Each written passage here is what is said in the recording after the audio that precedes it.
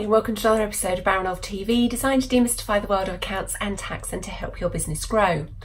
This week I thought I'd just let you know of a little drama that we had this week. We took our motorhome for its annual habitation check. Now, a motorhome is essentially a van with a big box stuck on the back, and it's this box, the habitation area where we sleep and eat and everything, that needs to be checked on an annual basis. They're essentially checking it for damp and to make sure that everything in it works properly. So we trolled up to Northampton, and they spent their 3 hours, allotted hours, doing the habitation check. Bang on schedule, they came back to us and said, right, you're all done, here's your keys, thank you very much. And we made our way back out to the van to load up and to head back home. Happy days.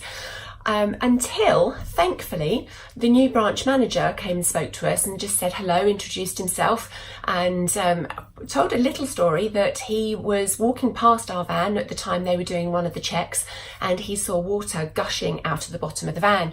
And he's quite new to motorhome industry, long motor industry history, but new to the motorhome industry. So he was a little bit concerned and went over to the technician and was told it's fine, we're just doing the check on the fresh water system. That just triggered something in my brain, and I just checked there is a cap that goes on the fresh water tank to make sure that when you fill it with water, the water stays in the tank and doesn't come straight through. That cap wasn't where it should have been and where we left it. So I went on a hunt around the inside of the motorhome to try and find it, thinking the technician has probably left it in the sink or somewhere else. What I found, rather than the fresh water tank cover, was water itself everywhere. Now, the biggest fear of any motorhome owner is damp, because you can get damp in the structure of a motorhome and it leads to rot. And it leads to rot very quickly, and it becomes very expensive and quite dangerous if you have an accident. So my immediate panic was, oh my God, there is water everywhere. It was all along the surfaces in the kitchen, it was all over the floor, it was in my cupboards, it was in the drawers.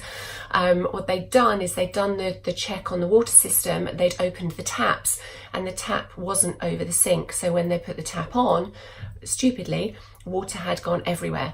So at that point, Chris was at the front of the van and shouted to the guy, and they brought stuff to mop up with, and he went and spoke to the technician and told him how impressed I wasn't, and I was down on my hands and knees cleaning up all the water.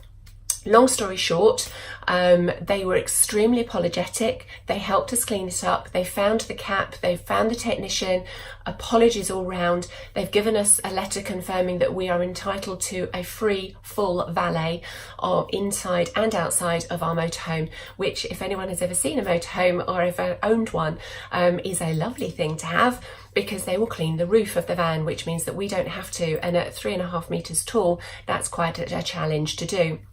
So what started off when we left them initially thinking that went well, had a massive dip because there was this water everywhere which needed cleaning up. But then they absolutely redeemed themselves. They were brilliant. They were so apologetic. The new branch manager spent quite a lot of time with us, made sure that everything was sorted. We were happy with it. We were satisfied that we dried everything up, that we were satisfied with the valet.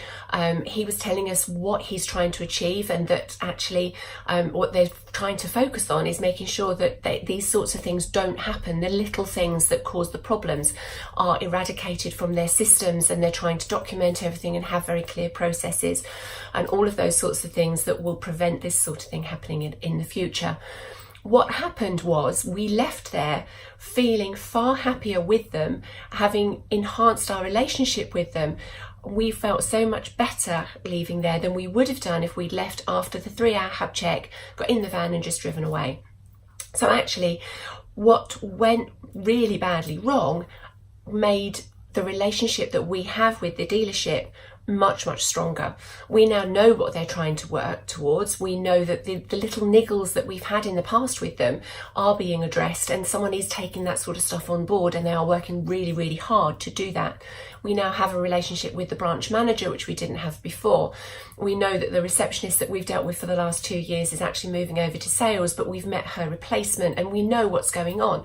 So we know that in our own business that things will always go wrong, and we know that it's how we deal with them and putting them right that will make the big difference. And that's the same in any business.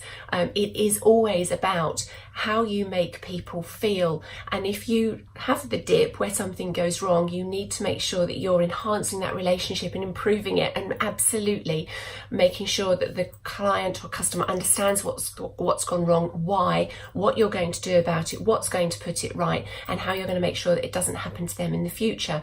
And obviously what you want to do is make sure it doesn't happen to anyone else either. So my suggestion for this week is really just to think about how you will deal with problems that will happen within your business, where those risk points are, and how you will address them, and how you'll make sure that they can't happen again, and how you'll become aware of them as much as anything else, because if you don't know about them, you can't solve them. And if clients or customers leave you without being happy, you need to try and make sure that you find out how you have a mechanism to find out that they're not happy, rather than them just going somewhere else next time. So have a think about that, and I'll see you all very soon.